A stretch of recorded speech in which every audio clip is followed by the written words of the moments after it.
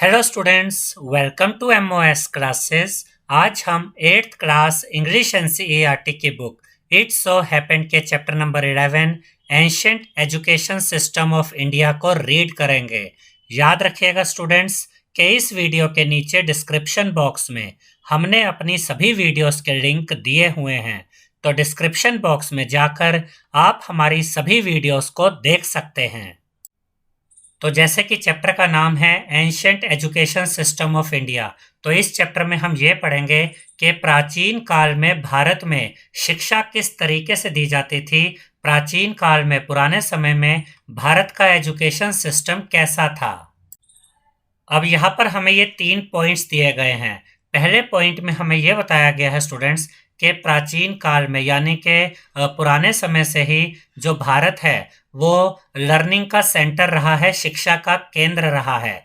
और ये बातें हमें कैसे पता चलती है, यहाँ पर हमसे ये क्वेश्चन भी पूछा गया है और इसी का आंसर यहाँ पर हमें सेकंड पॉइंट में मिल जाता है कि भारत प्राचीन काल से ही शिक्षा का केंद्र रहा है। ये हमें कैसे पता चलता है, उस समय के पत्थरों पर, कॉपर पर लिखी हुई जो चीज़ें हमें मिलती है, यानी उस समय का जो लिखा हुआ हमें मिलता है, उससे हमें पता चलता है कि उस समय पर भारत शिक्षा का केंद्र था। और जो पाम लीफ होती है, ये बहुत बड़ी बड़ी लीफ होती थी जिस पर कि काफ़ी कुछ लिखे हुए रिकॉर्ड्स भी मिलते हैं, जिनसे हमें ये पता चलता है कि प्राचीन काल से ही भारत शिक्षा का केंद्र रहा है। और जो भारत के स्क्रिप्चर्स रहे हैं, जो प्राचीन ग्रंथ रहे हैं, उनसे भी हमें ये पता चलता है कि भारत शुरू से ही शिक्षा का केंद्र रहा है। भारत हिस्ट्री का, लर्निंग का सेंटर रहा है एंशिएंट टाइम से। और उसके बाद यहाँ पर हमें यह बताया गया है कि प्रेजेंट टाइम में, यानी आज के समय में, जो इंडिया में जो एजुकेशन सिस्टम चलता है वो कैसे चलता है। वो सिलेबस के द्वारा, करिकुला, टेक्स्ट बुक के द्वारा, असेसमेंट प्रैक्टिसेस के द्वारा, यानी कि आपको पता होता है कि आपका क्या सिलेबस है, आपको पता होता है कि कौन से टर्म में कितने चैप्टर आपने पढ़ने हैं, आपके पास कुछ नोटबुक्स होती हैं, आपके कुछ प्रैक्टिस पेपर होते हैं, कुछ टेस्ट होते हैं। इस तरीके से एजुकेशन सिस्टम आज की डेट में चलता है। लेकिन क्या आप जानते हैं कि प्राचीन काल में, सैकड़ों हजारों सालों पहले, भारत का एजुकेशन सिस्टम कैसे चलता था। और थर्ड पॉइंट में हमें यह कहा गया है कि इस चैप्टर में हम इसी बारे में जानेंगे कि प्राचीन काल में भारत में शिक्षा कैसे दी जाती थी। अब इसके बाद यहाँ पर लिखा है इंट्रोडक्शन। अब देखिए स्टूडेंट्स, ये जो चैप्टर है इसमें हमें टॉपिक वाइज सारी इंफॉर्मेशन दी गई है। तो पहला जो टॉपिक है वो है इंट्रोडक्शन। तो यहाँ पर इस पैराग्राफ में हमें ये बताया गया है कि आपने ये सुन रखा होगा कि पुराने समय से ही अलग अलग देशों के लोग हमारे भारत में आया करते थे। और ये जो लोग आया करते थे ये अलग अलग देशों के होते थे, अलग अलग क्लाइमेट्स, अलग अलग मौसम से आते थे, अलग अलग संस्कृति से आते थे। और ये प्राचीन काल से आते रहे और इनके रिकॉर्ड्स हिस्ट्री में, इतिहास में पढ़े जा सकते हैं। और इन सब लोगों के लिए जो भारत में आते थे, जो भारत था वो एक ऐसी जगह थी जो इनके लिए बड़ी आश्चर्यजनक जगह थी, हैरानी वाली जगह थी। ये भारत को एक अद्भुत देश माना करते थे। इनके लिए भारत एक बहुत ही अद्भुत देश था। और ऐसा क्यों था? क्योंकि भारत का जो कल्चर था, भारत की जो धन दौलत थी, जो संपदा थी, जो रिलीजन्स थे, भारत में कई प्रकार के धर्म आज भी पाए जाते हैं, तब भी पाए जाते थे। भारत की फिलॉसफी, आर्ट, आर्किटेक्चर और भारत की जो एजुकेशनल प्रैक्टिसेस थी, जो पढ़ाइयों के, एजुकेशन के जो तरीके थे, ये सब पूरी दुनिया में फेमस थे। दूर दूर तक इसकी ख्याति थी। तो यही सब सुन के, इससे प्रभावित होकर लोग भारत को देखने आया करते थे, भारत में एजुकेशन लेने आया करते थे। और यहाँ पर हमें ये बताया गया है कि प्राचीन काल में भारत का जो एजुकेशन सिस्टम था, जो शिक्षा के तरीके थे, उनकी खास बात क्या थी? उनकी खास बात थी कि उस समय पर जो एजुकेशन सिस्टम था वो नॉलेज को बढ़ावा देता था, ट्रेडिशंस को बढ़ावा बढ़ावा देता था, प्रैक्टिसेस को बढ़ावा देता था, उस समय के तौर तरीकों को बढ़ावा देता था। और सबसे बड़ी बात, उस समय पर जो एजुकेशन सिस्टम था वो मानवता को बढ़ावा देता था। अब इसके बाद यहाँ पर एंशिएंट एजुकेशन सिस्टम के कुछ इंपॉर्टेंट पार्ट्स बताए गए हैं, कुछ इंपॉर्टेंट पॉइंट्स बताए गए हैं। यानी कि भारत में जो प्राचीन काल में जो एजुकेशन का सिस्टम था, जो शिक्षा का जो तरीका था, जो शिक्षा का जो सिस्टम था, उसके इंपॉर्टेंट पॉइंट क्या थे? तो यहाँ पर हमें बताया गया है कि ऋग्वेद के समय से ही भारत में जो एजुकेशन सिस्टम था वो काफ़ी डेवलप होता जा रहा था, बहुत उन्नति कर रहा था। और इसमें किस तरह की डेवलपमेंट हो रही थी? इसमें इनर और आउटर दोनों तरह की डेवलपमेंट हो रही थी। यानी कि जब किसी स्टूडेंट को पढ़ाया जाता था, कि कोई व्यक्ति जब भारत के उस समय की एजुकेशन हासिल करता था, तो वो सिर्फ वो रट्टाफिकेशन नहीं होती थी कि चीज़ों को पढ़ लिया रट लिया, नहीं। कुछ इस तरीके से एजुकेशन दी जाती थी कि उस व्यक्ति के अंदर से एक डेवलपमेंट होनी चाहिए और बाहर से भी डेवलपमेंट होनी चाहिए। यानी कि अंदर से भी सुधार आना चाहिए और बाहर से भी सुधार आना चाहिए। और वो व्यक्ति जब कोई एजुकेशन लेता था, तो वो इस दुनिया की भलाई के लिए उसको इस्तेमाल करता था और अपनी उन्नति के लिए भी उसको इस्तेमाल करता था। इस तरीके से उस समय में भारत में पढ़ाई कराई जाती थी, शिक्षा दी जाती थी। और उस समय पर भारत में जो एजुकेशन का सिस्टम था, वो किन चीज़ों पर जोर देता था? मोरल वैल्यूज़ पर, फिजिकल आप अपने लिए कितना अलर्ट होना चाहिए, इन चीज़ों पर आपको पूरा बताया जाता था कि आपको अपने शरीर का भी ध्यान रखना है, शरीर को किस तरीके से सही रखना है, आत्मिक तौर पर आपको खुद को कैसे परमेश्वर के साथ जोड़ना है, और इसके अलावा आपको इंटेलिजेंस इंप्रूव करने पर भी जोर दिया जाता था। और उसके बाद यहाँ पर हमें ये बताया गया है कि प्राचीन काल में भारत में जो शिक्षा का जो सिस्टम था, एजुकेशन सिस्टम था, वो किन बातों पर जोर देता था? मानवता पे जोर देता था। यानी कि जो स्टूडेंट्स होते थे उनको मानवता के बारे में सिखाया जाता था कि आपको सबके साथ दया भाव रखना है, एक दूसरे की मदद करनी है। और सच पर जोर दिया जाता था, लोगों में सच का विकास किया जाता था कि सच बोलना है। अनुशासन का विकास किया जाता था, अनुशासन डिसिप्लिन पर जोर दिया जाता था। अपने ऊपर भरोसा रखना सिखाया जाता था। और जितनी भी दुनिया के क्रिएशंस हैं, उन सबकी रिस्पेक्ट करना सिखाया जाता था। और यहाँ पर हमें ये बताया गया है कि उस समय पर स्टूडेंट्स को ये सिखाया जाता था कि ह्यूमन बीइंग्स और नेचर के बीच में बैलेंस कैसे बनाना है। यानी कि नेचर को यूज़ तो करना है, लेकिन नेचर को ख़राब नहीं करना। नेचर और ह्यूमन बीइंग्स के बीच में बैलेंस बनाया जाए, ये भी उस समय स्टूडेंट्स को सिखाया जाता था। और उसके बाद यहाँ पर हमें यह बताया गया है कि उस समय पर जो शिक्षा होती थी, वो वेदों पर और उपनिषदों पर आधारित होती थी। और स्टूडेंट्स को उनकी जिम्मेदारियां बताई जाती थी कि उनकी खुद के प्रति क्या जिम्मेदारियां हैं, परिवार के प्रति क्या जिम्मेदारियां हैं, समाज के प्रति क्या जिम्मेदारियां हैं। यानी जिंदगी के जितने भी क्षेत्र होते थे, उन सब में स्टूडेंट्स की जो जिम्मेदारियां होती थी, वो उन्हें सिखाई जाती थी वेदों और उपनिषदों के जरिए। और उसके बाद यहाँ पर हमें यह बताया गया है कि इंडिया का जो एंशियंट एजुकेशन सिस्टम था, उसमें दो चीज़ों पर जोर दिया जाता था कि आपकी जो फिजिकल डेवलपमेंट है वो भी होनी चाहिए और लर्निंग भी होनी चाहिए। यानी चीज़ों को समझाना भी है और आपको शारीरिक तौर पर भी डेवलप, अपने शरीर का भी ध्यान रखना है, दिमाग का भी ध्यान रखना है, लर्निंग भी करनी है। इन सब चीज़ों पर ध्यान रखा जाता था। दूसरे शब्दों में स्टूडेंट्स को मेंटली भी मजबूत बनाया जाता था और फिजिकली भी मजबूत बनाया जाता था। यानी कि स्टूडेंट्स को ये बताया जाता था या समझाया जाता था एजुकेशन के द्वारा कि आपको अपना माइंड भी हेल्दी रखना है और बॉडी भी हेल्दी रखनी है। और भारत का जो एजुकेशन सिस्टम था प्राचीन काल में, वो इस तरीके का था कि जो कि प्रैक्टिकल था, रियलिस्टिक था, जीवन से जुड़ा हुआ था। और वो एजुकेशन सिस्टम स्टूडेंट्स को जीवन के बारे में, प्रैक्टिकल जीवन के बारे में जो चीज़ें होती थी, वो समझने में भी मदद करता था।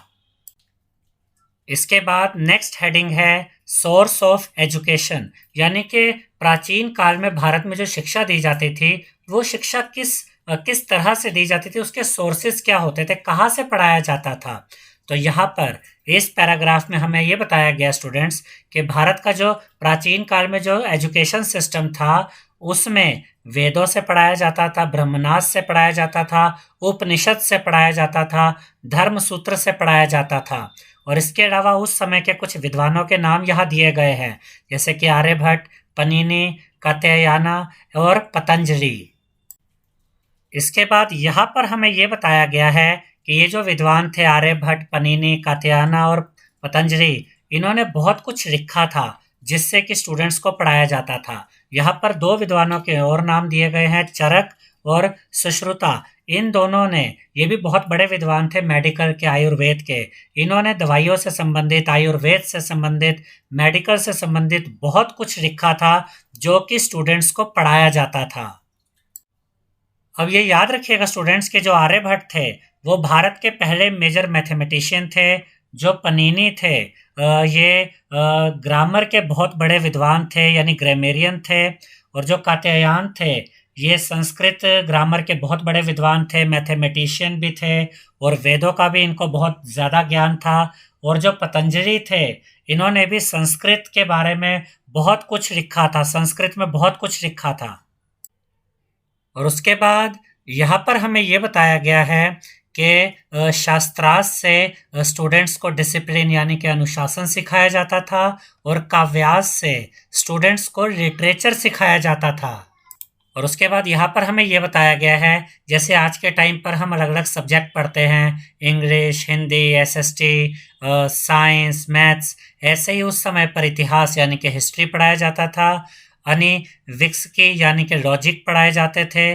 मीमांसा यानी कि इंटरप्रिटेशन सिखाई जाती थी। शिल्प शास्त्र यानी कि आर्किटेक्चर यानी ये बिल्डिंग्स का निर्माण कैसे करते हैं ये सिखाया जाता था। अर्थशास्त्र यानी कि पॉलिटिक्स के बारे में पढ़ाया जाता था। और वर्ता यानी कि एग्रीकल्चर के बारे में, ट्रेड के बारे में, कॉमर्स के बारे में और पशुपालन के बारे में सिखाया जाता था। और धनुर्विद्या जैसे कि जो तीर कमान चलाते हैं, धनुष बाण चलाते हैं, उसके बारे में भी उस समय पर सिखाया जाता था। तो कितने प्रकार की शिक्षा प्राचीन भारत में उस समय पर दी जाती थी। और इसके बाद यहाँ पर हमें ये बताया गया है कि उस समय पर फिजिकल एजुकेशन पर भी बहुत ध्यान दिया जाता था। बच्चों को क्रीड़ाएं खिलाई जाती थी यानी गेम्स खिलाई जाती थी और अलग अलग प्रकार के खेल खिलाए जाते थे और एक्सरसाइज यानी व्यायाम कराए जाते थे। धनुर्विद्या सिखाई जाती थी यानी कि धनुष बाण चलाना सिखाया जाता था और योग करना सिखाया जाता था ताकि उनका माइंड भी ज़्यादा मजबूत बने और शरीर भी ज़्यादा मजबूत बने। और जो गुरु और शिष्य होते थे वो मिलकर हर चीज़ को पूरी तरीके से समझने की कोशिश करते थे, पूरी तरीके से उनकी अंडरस्टैंडिंग कोशिश करते थे कि हर चीज़ वो पूरी तरीके से समझ जाएं। यानी कि जो गुरु होते थे वो पूरी तरह से शिष्यों के साथ, स्टूडेंट्स के साथ जुड़े रहते थे ताकि स्टूडेंट्स हर चीज़ को अच्छे तरीके से समझ पाएं। और उसके बाद यहाँ पर हमें ये बताया गया स्टूडेंट्स कि जब स्टूडेंट्स की पढ़ाई पूरी हो जाती थी तो ये कैसे चेक किया जाता था। जैसे आजकल तो एग्ज़ाम्स होते हैं, टेस्ट होते हैं, तो उस समय पर ये शास्त्रार्थ किया जाता था यानी कि उनको डिबेट्स की तरह कंपटीशन होते थे। उनसे पूछा जाता था कि जो कुछ भी उन्होंने पढ़ा है, सीखा है, उसके बारे में अब वो क्या समझते हैं, क्या बताते हैं, क्या उनके पॉइंट ऑफ व्यू है। तो ये एक तरह से एग्ज़ाम्स होते थे।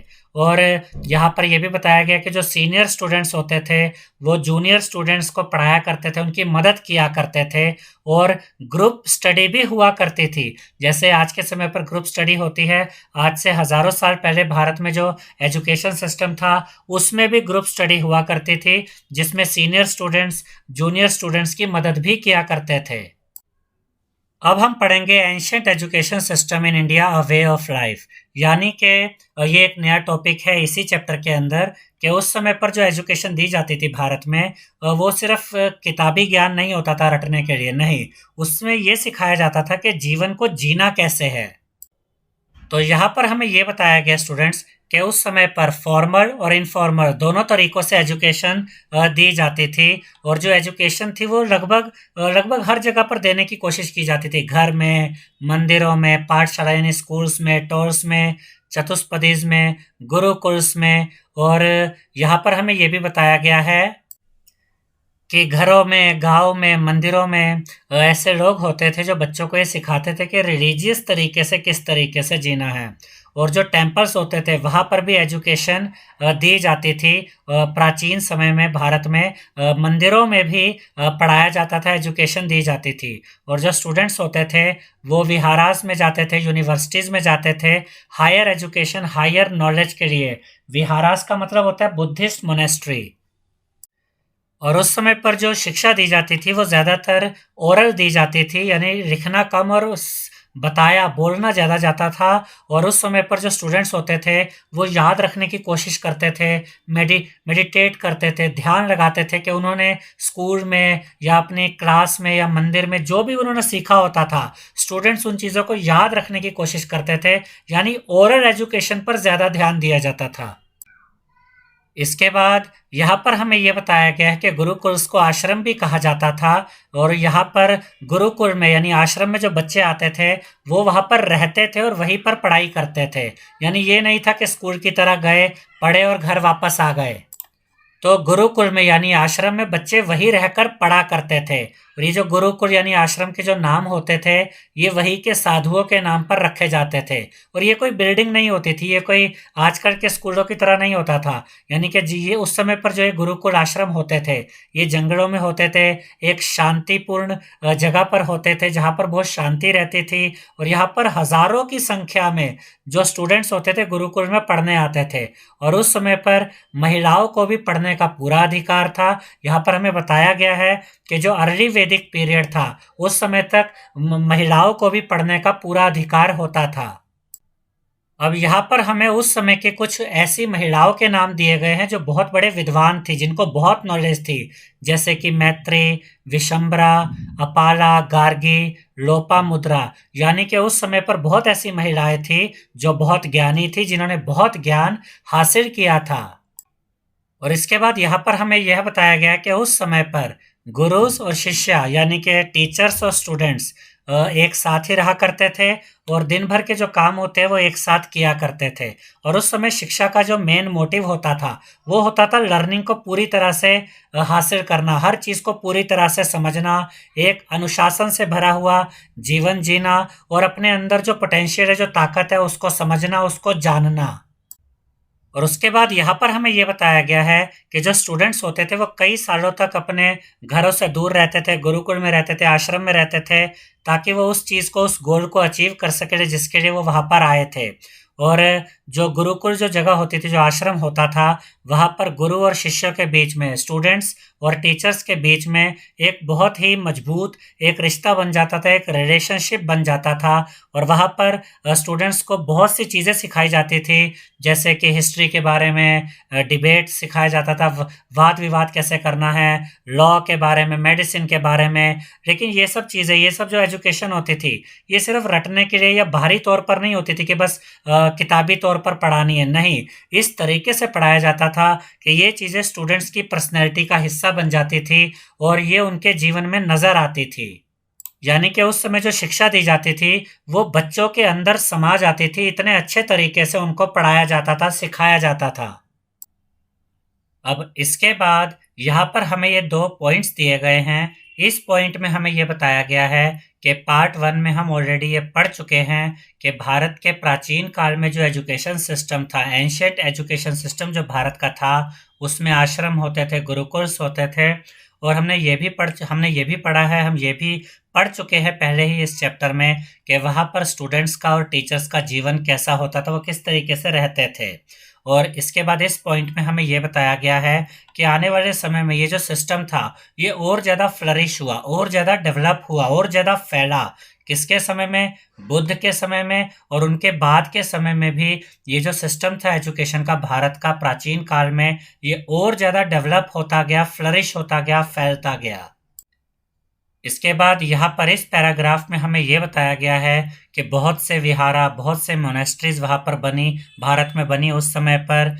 विहारा के बारे में हम ऑलरेडी पढ़ चुके हैं। जो बुद्ध मोनेस्ट्री होती है वो, उनको हम विहारा कहते हैं, जो उस समय पर होती थी। मोनेस्ट्रीज कह लीजिए, विहारा कह लीजिए। यहाँ पर जो साधु होते थे, सन्यासी होते थे, और जो सन्यासिनें होती थी, जो फीमेल होती थी, जो ज्ञान की खोज में रहते थे, ये यहाँ पर मेडिटेट करते थे, ध्यान लगाते थे, चर्चा करते थे, वाद विवाद करते थे ज्ञान के बारे में, शिक्षा के बारे में।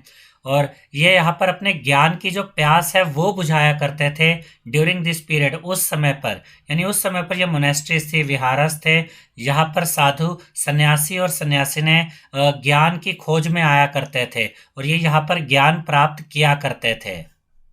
और उसके बाद यहाँ पर हमें ये बताया गया है कि ऐसा नहीं है कि सिर्फ ये मोनेस्ट्रीज और ये विहाराज ही थे, इनके अलावा भी बहुत सारे एजुकेशनल सेंटर उस समय पर बने और डेवलप हुए।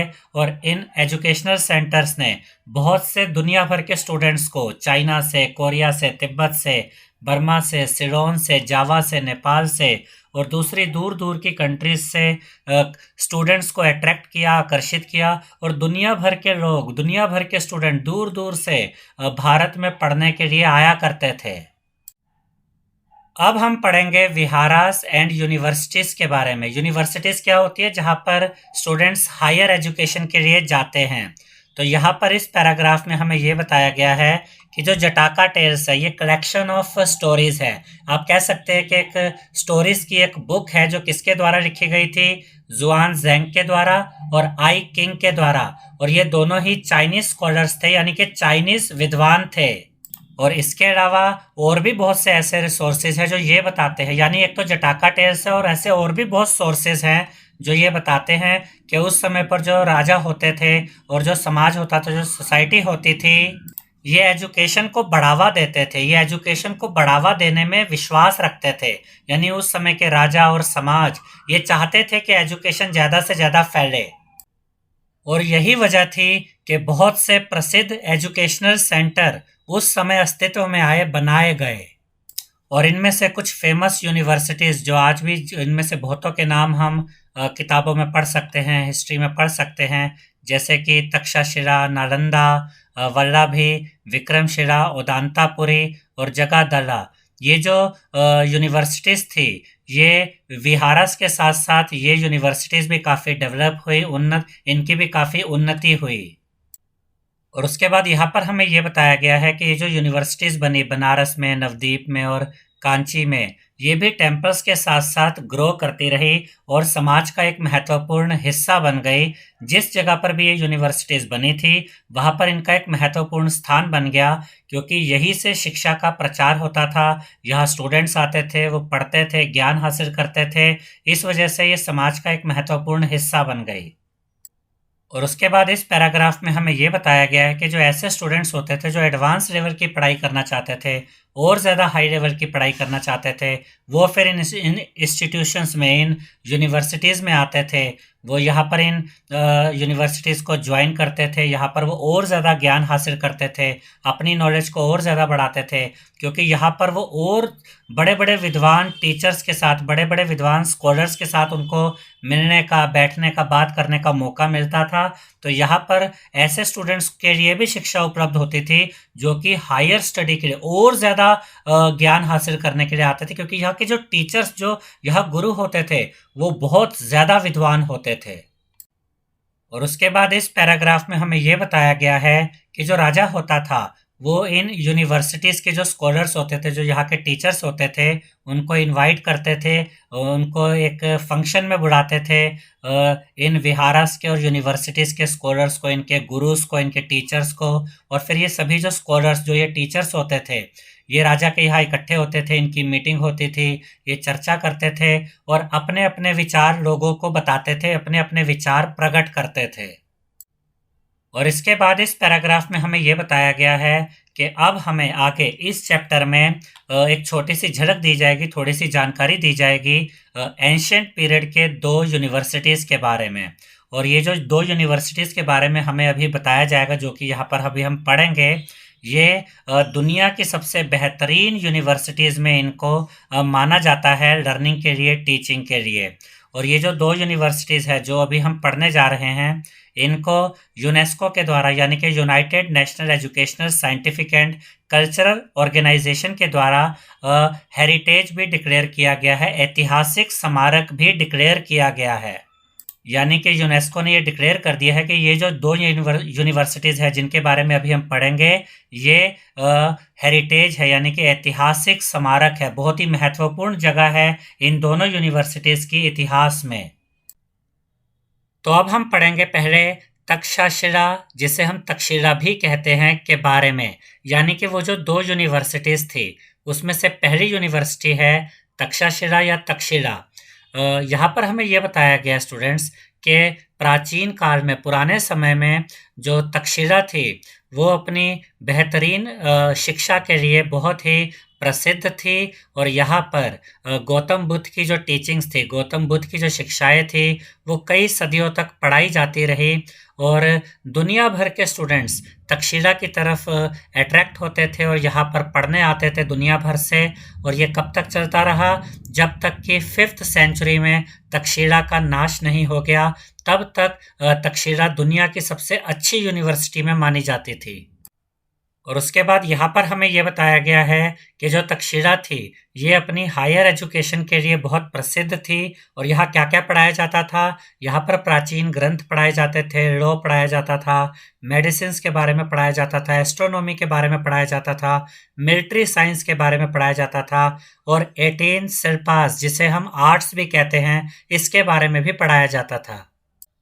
इसके बाद यहाँ पर हमें यह बताया गया है कि जो तक्षशिला था वो अपने बेहतरीन टीचर्स के लिए उनकी वजह से बहुत ही प्रसिद्ध हो गया था, क्योंकि वहाँ के टीचर्स बहुत बढ़िया थे। और तक्षशिला से पढ़ने वाले एक बहुत ही प्रसिद्ध स्टूडेंट रहे हैं, प्यूपिल यानी कि स्टूडेंट रहे हैं, वो है भारत के एक महान ग्रामेरियन, व्याकरण के विद्वान पनीनी, जिनके बारे में हम इस चैप्टर में पहले भी पढ़ चुके हैं। यानी कि पनीनी भी पहले तक्षशिला के ही स्टूडेंट थे और बाद में वो एक महान ग्रामेरियन बने, यानी कि वो व्याकरण के विद्वान बन गए और वो एक्सपर्ट थे लैंग्वेज में और ग्रामर में। और उन्होंने एक ग्रामर के ऊपर बहुत ही बढ़िया किताब लिखी है जिसका नाम था अष्टाध्यायी। और उसके बाद यहाँ पर हमें बताया गया है जीविका के बारे में, जो कि प्राचीन भारत के एक बहुत ही मशहूर फिजिशियन रहे हैं, और चाणक्य के बारे में, जिन्हें कौटिल्य भी कहा जाता है। जो चाणक्य थे वो बहुत ही फेमस राजनीतिज्ञ रहे हैं भारत के, यानी कि देश को किस तरीके से चलाना है इन सब के बारे में उनको बहुत ज़्यादा ज्ञान था, जिसके ऊपर उन्होंने बहुत सारे लेख भी लिखे थे। और जीविका और चाणक्य जो बाद में इतने महान व्यक्ति बने, ये भी इसी यूनिवर्सिटी से, तक्षशिला से ही पढ़े थे। और उसके बाद यहाँ पर हमें यह बताया गया है कि दूर दूर से स्टूडेंट्स आते थे तक्षशिला में पढ़ने के लिए, काशी से, कौशल से, मगध से और दूर दूर की कंट्रीज से। हालांकि यहाँ पहुँचना उस समय के हिसाब से काफ़ी मुश्किल रहा होगा, इतनी लंबी जर्नी होती थी, लंबा सफ़र होता था, बहुत ही मुश्किल हालात होते थे, लेकिन फिर भी दूर दूर से लोग यहाँ तक्षशिला में पढ़ने के लिए आया करते थे। इसके बाद यहाँ पर हमें यह बताया गया है कि जो तक्षशिला थी वो प्राचीन भारत का एक शहर था, जो कि अब नॉर्थ वेस्टर्न पाकिस्तान में है। और ये एक बहुत ही इम्पोर्टेंट एक हिस्टोरिकल प्लेस हो गया है, यानी कि यूनेस्को ने इसको वर्ल्ड हेरिटेज साइट घोषित कर दिया था 1980 में, यानी ये एक ऐतिहासिक स्मारक है। और यहाँ पर हमें ये भी बताया गया है, चाणक्य ने जो अर्थशास्त्र लिखा था यहाँ पर, उसी की वजह से ये बहुत ज़्यादा फेमस है। जैसा कि हम इस चैप्टर में पहले भी पढ़ चुके हैं स्टूडेंट्स, कि जो चाणक्य थे वो तक्षशिला यूनिवर्सिटी में ही पढ़ते थे और बाद में उन्होंने अर्थशास्त्र लिखा, यानी कि राजनीति के बारे में लिखा, जो कि जिसकी वजह से जो तक्षशिला यूनिवर्सिटी है वो बहुत ज़्यादा फेमस है। और उसके बाद यहाँ पर हमें बताया गया है कि एक आर्कियोलॉजिस्ट थे अलेक्जेंडर कनिंघम, जिन्होंने 19th सेंचुरी के मध्य में, 19th सेंचुरी के मिड में तक्षशिला यूनिवर्सिटी के खंडरों को ढूंढा था। अब हम पढ़ेंगे रोल ऑफ द टीचर, यानी कि उस समय पर जो टीचर्स होते थे उनकी क्या भूमिका होती थी। तो यहाँ पर हमें ये बताया गया है कि उस समय पर जो टीचर्स होते थे उनको ये पूरी आज़ादी होती थी कि वो अपनी मर्जी से स्टूडेंट्स को चुन सकते थे, सेलेक्ट कर सकते थे। उनका सिलेबस भी टीचर्स ही चुनते थे, टीचर ही सेलेक्ट करते थे कि क्या पढ़ाना है, कितना पढ़ाना है, ये सब टीचर के हाथों में होता था। और जब टीचर अपने स्टूडेंट्स से पूरी तरह से सेटिस्फाई हो जाता था, उसकी प्रोग्रेस से, उसकी एजुकेशन से, तभी ये माना जाता था कि वो स्टूडेंट पास हो गया है और उसके बाद ही उसको आगे की पढ़ाई कराई जाती थी। यानी कि ये सब टीचर के हाथ में होता था, किसको पढ़ाना है, क्या पढ़ाना है, और बच्चे ने, स्टूडेंट ने पढ़ाई को सही तरीके से किया है कि नहीं, इसका डिसीजन भी टीचर ही लेता था। और उसके बाद यहाँ पर हमें ये बताया गया है कि टीचर जितने स्टूडेंट्स को चाहते थे उतने स्टूडेंट्स को वो पढ़ा सकते थे, यानी कि कोई लिमिटेशन नहीं थी कि 10, 20 या 30 बच्चों को पढ़ाना है। टीचर जितने स्टूडेंट्स को पढ़ाना चाहते थे वो उनको पढ़ा सकते थे। और उस समय जो पढ़ाई कराने का सबसे जो एक मेन मेथड था, जो मुख्य तरीका था पढ़ाने का, वो होता था डिबेट और डिस्कशन करना। यानी कि स्टूडेंट्स अपने विचार रखते थे, अपने पॉइंट ऑफ व्यू बताते थे, टीचर्स अपने विचार रखते थे, अपने पॉइंट ऑफ व्यू बताते थे। तो डिबेट और डिस्कशन के द्वारा उस समय पर टीचिंग कराई जाती थी। और जो एडवांस लेवल के स्टूडेंट्स होते थे, जो कि लगभग सारी पढ़ाई कर चुके होते थे, वो अपने टीचर्स के लिए असिस्टेंट का काम करते थे। यानी कि वो ऐसे स्टूडेंट्स जो एडवांस लेवल के स्टूडेंट्स होते थे, ये भी टीचर की मदद किया करते थे बच्चों को पढ़ाने में, ये टीचर का साथ दिया करते थे। इसके बाद अब हम पढ़ेंगे नालंदा यूनिवर्सिटी के बारे में। तो यहाँ पर हमें ये बताया गया स्टूडेंट्स के ज़ुआनज़ैंग जो कि नालंदा यूनिवर्सिटी में जब आए थे तो उस समय इसका नाम नालंदा नहीं था बल्कि नाला था। और ये जो नाला यानी कि नालंदा यूनिवर्सिटी थी, ये उस समय पर बहुत से सब्जेक्ट्स में हायर लर्निंग के लिए एक मेन सेंटर होती थी। यानी यहाँ पर बहुत से सब्जेक्ट्स की एडवांस स्टडी पढ़ाई जाती थी, हायर लेवल पर सब्जेक्ट्स को पढ़ाया जाता था। और ये जो नालंदा यूनिवर्सिटी थी, जिसे उस समय पर नाला नाम से जाना जाता था, यहाँ पर दुनिया भर के बहुत से स्टूडेंट्स अट्रैक्ट होते थे इसकी तरफ। और यहाँ पर देश से भी बहुत दूर दूर से पढ़ने आते थे और दुनिया से भी बहुत दूर दूर से स्टूडेंट्स यहाँ पर पढ़ने आते थे। यहाँ पर हमें चाइनीज स्कॉलर्स के नाम दिए गए हैं। आई किंग और ज़ुआनज़ैंग के बारे में बताया गया, जिसके बारे में हम पहले भी इस चैप्टर में पढ़ चुके हैं। ये दोनों 7th सेंचुरी में नालंदा यूनिवर्सिटी में आए थे और इन दोनों ने ही नालंदा यूनिवर्सिटी के बारे में बहुत डिटेल में लिखा है, बहुत डिटेल में बताया है नालंदा के बारे में। और यहाँ पर हमें ये बताया गया है कि ज़ुआनज़ैंग और जो दूसरे चाइनीज स्कॉलर थे आई किंग, उन्होंने ये ध्यान दिया जब वो नालंदा यूनिवर्सिटी में आए कि वहाँ पर सैकड़ों तरह की चीज़ें डेली बेसिस पर पढ़ाई जाती थी। यानी ये नहीं था कि कोई एक आधी चीज़ पर एक आधा टॉपिक डिस्कस किया जा रहा, नहीं, सैकड़ों तरह के कोर्सेज है, सैकड़ों तरह के टॉपिक्स डेली बेसिस पर कवर किए जाते थे डिबेट्स के द्वारा, डिस्कशन के द्वारा। और जो ज़ुआनज़ैंग थे वो खुद नालंदा यूनिवर्सिटी में स्टूडेंट बन गए योग शास्त्र के, यानी उन्होंने वहाँ पर योग के बारे में शिक्षा लेना शुरू कर दिया। और ज़ुआनज़ैंग ने तो ये लिखा भी है कि नालंदा के जो चांसलर थे, यानी कि वहाँ जो हेड थे शिलाभद्रा, ये योगा के सबसे मेन व्यक्ति माने जा सकते हैं। यानी कि इनके जितना ज्ञान इनको था, शिलाभद्रा को योगा के बारे में उतना किसी को नहीं था। और ये यहाँ पर चांसलर थे नालंदा यूनिवर्सिटी में, यानी एक तरह से योगा के डिपार्टमेंट के हेड थे। और जो चाइनीज स्कॉलर थे ज़ुआनज़ैंग, वो खुद यहाँ पर आकर इनके स्टूडेंट बन गए। और इसके बाद यहाँ पर हमें यह बताया गया है कि नालंदा यूनिवर्सिटी में कोर्सेज की जो रेंज थी वो बहुत ही ज़्यादा थी। यहाँ पर बहुत सारे कोर्सेज यहाँ पर कराए जाते थे। और यहाँ पर हमें यह भी बताया जाता है कि नालंदा यूनिवर्सिटी में वेद पढ़ाए जाते थे, आर्ट्स पढ़ाया जाता था, मेडिसिन के बारे में पढ़ाया जाता था, मैथमेटिक्स पढ़ाया जाता था, एस्ट्रोनॉमी पढ़ाया जाता था, पॉलिटिक्स के बारे में पढ़ाया जाता था और आर्ट ऑफ वारफेयर के बारे में, युद्धों के बारे में भी पढ़ाया जाता था। यानी कि कितनी तरह के कोर्सेज यहाँ पर कवर कराए जाते थे नालंदा यूनिवर्सिटी में। और इसके बाद यहाँ पर हमें यह बताया गया है कि जो नालंदा यूनिवर्सिटी थी वो 5th सेंचुरी से 12th सेंचुरी के बीच में भारत में सेंटर ऑफ लर्निंग था, यानी कि शिक्षा का मुख्य केंद्र था। और आज के समय में ये कहाँ पर प्रेजेंट है? राजगीर, बिहार में। और यहाँ पर हमें ये भी बताया गया है कि नालंदा यूनिवर्सिटी को भी यूनेस्को ने वर्ल्ड हेरिटेज सेंटर घोषित किया हुआ है। यानी कि यूनेस्को ने नालंदा यूनिवर्सिटी के जो रुइंस है, यानी कि जो उसके खंडहर है, उनको ऐतिहासिक स्मारक घोषित किया हुआ है। और यहाँ पर हमें ये बताया गया है कि जो नालंदा यूनिवर्सिटी है उसको थोड़ा सा अब डेवलप करने की कोशिश की जा रही है। और यहाँ पर इंटर सिविलाइजेशन के ऊपर जो बेसिक्स जो इनकी पढ़ाई होती है, इंटर सिविलाइजेशन यानी कि इसके हिसाब से जो एक पढ़ाई होती है उसको थोड़ा बहुत यहाँ पर शुरू किया जा रहा है। नालंदा यूनिवर्सिटी को फिर से शुरू करने की कोशिशें की गई हैं।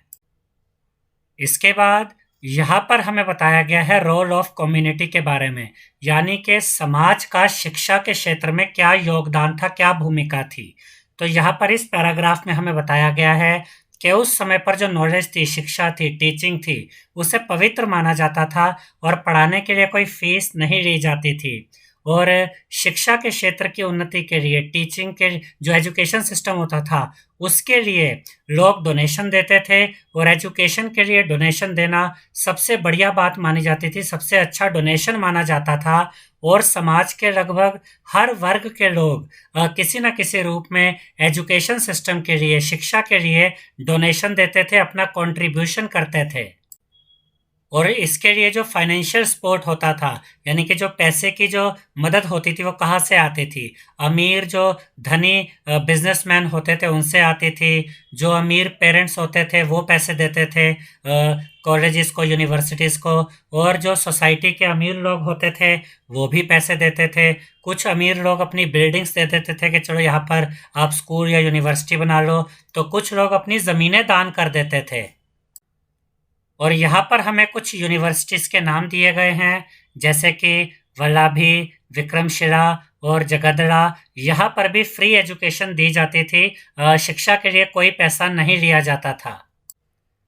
अब इसके बाद इस पैराग्राफ में हमें ये बताया गया है कि साउथ इंडिया में अग्रहराज होते थे, जहाँ पर लर्निंग होती थी, टीचिंग होती थी। और यहाँ पर हमें अब साउथ इंडिया के बारे में बताया जा रहा है कि वहाँ पर जो पढ़ाने की जगह होती थी उनको क्या कहा जाता था? अग्रहराज कहा जाता था। इसके अलावा साउथ इंडिया में घटिका भी होते थे और ब्रह्मपुरी भी होते थे, यानी ये भी वो सेंटर ऑफ एजुकेशन होते थे जहाँ से बच्चों को, स्टूडेंट्स को शिक्षा दी जाती थी। घटिका जो होता था वो स्मॉल होता था, साइज में थोड़ा छोटा होता था, लेकिन वहाँ पर धार्मिक शिक्षाएं दी जाती थी। और जो अग्रहरा होता था वो बड़े इंस्टीट्यूशन होते थे, और ये ब्राह्मण्स के द्वारा यहाँ पर बच्चों को पढ़ाया जाता था। ब्राह्मण्स के अपने यहाँ पर रूल होते थे, वो अपने हिसाब से इन इंस्टीट्यूशंस को चलाते थे। और यहाँ पर भी सोसाइटी के जो लोग थे वो डोनेशन देते थे ताकि ये इंस्टीट्यूशंस अच्छे से चल पाए। और इसके अलावा यहाँ पर हमें बताया गया है कि जो मंदिर होते थे, मठ होते थे, जैन बसादीस होते थे, और जो बुद्धिस्ट होते थे, बुद्धिस्ट विहारास होते थे, इन सब जगहों पर भी शिक्षा दी जाती थी, टीचिंग दी जाती थी। अब इसके बाद हम पढ़ेंगे continuation of Indian education system, यानी कि आगे आने वाले समय में भारत का जो एजुकेशन सिस्टम था वो किस तरीके से आगे बढ़ा। अब यहाँ पर हमें ये बताया गया है कि बाद के समय में फिर यहाँ पर आश्रम्स बन गए जिनमें पढ़ाई कराई जाती थी, टेम्पल्स में कराई जाती थी। और फिर एक समय आया जब स्कूलिंग का सिस्टम बनना शुरू हो गया, स्कूल्स में पढ़ाई होनी शुरू हो गई। जो मेडिवल पीरियड था उसमें मकताबाज और मदरसा के द्वारा भी पढ़ाई शुरू हुई, यानी कि मकताबाज और मदरसा की एजुकेशन सिस्टम आई। और फिर जो प्री कॉलोनियल पीरियड था, अंग्रेज़ों के आने से जस्ट पहले का जो समय था, उसमें स्कूल सिस्टम काफ़ी फैलने लगा। और ये जो सारा सिस्टम आगे बढ़ता जा रहा था, ये इस वजह से था कि भारत में हज़ारों सालों से पढ़ाई का, एजुकेशन का एक सिस्टम ऑलरेडी बना हुआ था, जड़ें बहुत गहरी थी पढ़ाई की, जिसकी वजह से अब धीरे धीरे इस तरीके के एजुकेशन सिस्टम अब भारत में उन्नति करने लगे, डेवलप करने लगे। और यहाँ पर हमें ये बताया गया है कि उस समय पर जो पढ़ाई होती थी वो ज़्यादातर रिलीजियस होती थी, स्पिरिचुअल होती थी, यानी कि धार्मिक होती थी, और आत्मिक रूप से जो पढ़ाई होती थी वो कराई जाती थी। और स्कूल्स को अलग अलग जगह पे क्या कहा जाता था ये भी बताया गया है। बंगाल में टोल्स कहा जाता था, वेस्टर्न इंडिया में पाठशाला कहा जाता था, बिहार में चतुष्पादिश कहा जाता था। भारत के अलग अलग जगहों पे स्कूल्स को अलग अलग नामों से जाना जाता था। और जो लोकल रिसोर्सेज होते थे, आसपास के जो लोग होते थे, वो एजुकेशन सिस्टम को बनाए रखने के लिए डोनेशन दिया करते थे। और उस समय के लिखे हुए जो रिकॉर्ड्स मिले हैं, जो प्रूफ मिले, उससे ये भी पता चलता है कि सदर्न इंडिया में, साउथ इंडिया में जो विलेजर्स होते थे वो भी एजुकेशन को सपोर्ट किया करते थे अपने अपने तरीके से। अब इसके बाद यहाँ पर इस पैराग्राफ में हमें ये बताया गया है कि जो ancient education system of India था, भारत में प्राचीन काल में शिक्षा के जो तरीके थे, जो सिस्टम था एजुकेशन का, वो इस तरीके से बनाया गया था कि स्टूडेंट्स की पूरी तरह से डेवलपमेंट की जाती थी, इनर साइड से भी और आउटर साइड से भी। यानी कि स्टूडेंट्स को सिर्फ किताबी ज्ञान नहीं दिया जाता था, एजुकेशन तो दी ही जाती थी, लेकिन ये सब इस तरीके से सिखाया जाता था कि स्टूडेंट्स को अच्छा इंसान भी बनाया जाता था। उनकी अंदर से भी डेवलपमेंट की जाती थी और बाहरी तौर पर भी डेवलपमेंट की जाती थी कि वो किस तरीके से अच्छे इंसान बनेंगे, और जो ज्ञान उन्हें दिया गया, जो शिक्षा दी गई है, उसका वो खुद के लिए और पूरी मानव जाति के कल्याण के लिए वो किस तरीके से इस्तेमाल करें, ये भी उन्हें सिखाया जाता था। और उस समय पर जो एजुकेशन थी वो फ्री होती थी और सेंट्रलाइज नहीं थी। ऐसा नहीं था कि सिर्फ उतने ही एरिया के बच्चे वहां पर आकर पढ़ सकते थे, नहीं, पूरे इंडिया से कोई भी वहां आकर पढ़ सकता था। इवन पूरे वर्ल्ड से जो भी पढ़ना चाहता था वहां पर आकर पढ़ सकता था। और उसके बाद यहाँ पर हमें यह बताया गया है कि भारत का उस समय का जो एजुकेशन सिस्टम था, उसकी जो जड़ें थी वो भारत के रिच कल्चर से जुड़ी हुई थी, जिसकी वजह से जब वहाँ पर जो पढ़ाई कराई जाती थी उसमें हर चीज़ को बड़े अच्छे से कवर किया जाता था। फिर चाहे फिजिकल एजुकेशन हो, खेल कूद हो, या इंटेलेक्चुअल, जिसमें माइंड को शार्प किया जाता था, माइंड की एबिलिटीज़ बढ़ाई जाती थी, स्पिरिचुअल धार्मिक शिक्षाएं बहुत दी जाती थी, और आर्टिस्टिक चीज़ें बहुत सिखाई जाती थी उस समय की पढ़ाई में। यानी कि लगभग हर टॉपिक को बहुत ही गहराई से समझाया जाता था, बच्चों को सिखाया जाता था। इसके बाद यहाँ पर इस पैराग्राफ में हमें यह बताया गया है कि हमारा आज का जो एजुकेशन सिस्टम है उसे बहुत कुछ सीखने की ज़रूरत है ancient education system of India से। यानी उस पुराने समय में भारत में जिस तरह का एजुकेशन सिस्टम था, आज के हमारे एजुकेशन सिस्टम को उस पुराने एजुकेशन सिस्टम से बहुत कुछ सीखने की ज़रूरत है। इसीलिए आज इस बात पर जोर दिया जाता है कि सिर्फ स्कूल में होने वाली पढ़ाई पर ही अटके ना रहें, बल्कि जहाँ से भी जितना भी ज्ञान आपको मिल सके उस ज्ञान को स्कूल के बाहर भी हासिल करें। यानी अलग अलग तरह की बुक्स पढ़ें, जहाँ से भी ज्ञान मिले उसे बटोर लें। और उसके बाद यहाँ पर हमें बताया गया है कि आज के समय में जो टीचर्स हैं, जो पढ़ाने वाले हैं, वो भी इस बात को समझते हैं कि आज की एजुकेशन के साथ साथ पुराने समय की जो एजुकेशन थी उसको भी दिया जाना ज़रूरी है। आज की एजुकेशन प्लस पुराने समय के जो तरीके थे एजुकेशन के, अगर उन दोनों को एक साथ बैलेंस करके मिलाकर अगर बच्चों को सिखाया जाए, पढ़ाया जाए, तो आज के समय के जो बच्चे हैं वो ज़्यादा अच्छे तरीके से डेवलप हो सकते हैं। वो सिर्फ किताबी बातें नहीं रटेंगे, बल्कि उन्हें यह भी पता होगा कि अच्छा इंसान कैसे बनना है, और जो ज्ञान उन्हें मिलता है उसको अपनी डेवलपमेंट के लिए, अपनी अच्छाई के लिए और समाज की उन्नति के लिए, समाज की भलाई के लिए वो कैसे इस्तेमाल कर सकते हैं, ये भी उन्हें अच्छे तरीके से समझाया जा सकता है अगर आज की एजुकेशन और पुराने समय की एजुकेशन को एक बैलेंस बनाकर, एक तरह से मिक्स करके पढ़ाया जाए, समझाया जाए। आई होप स्टूडेंट्स आपको हमारा ये वीडियो पसंद आया होगा। अगर आपको हमारा ये वीडियो पसंद आया है तो इस वीडियो को लाइक करें, शेयर करें और हमारे चैनल को सब्सक्राइब करें। Thank you.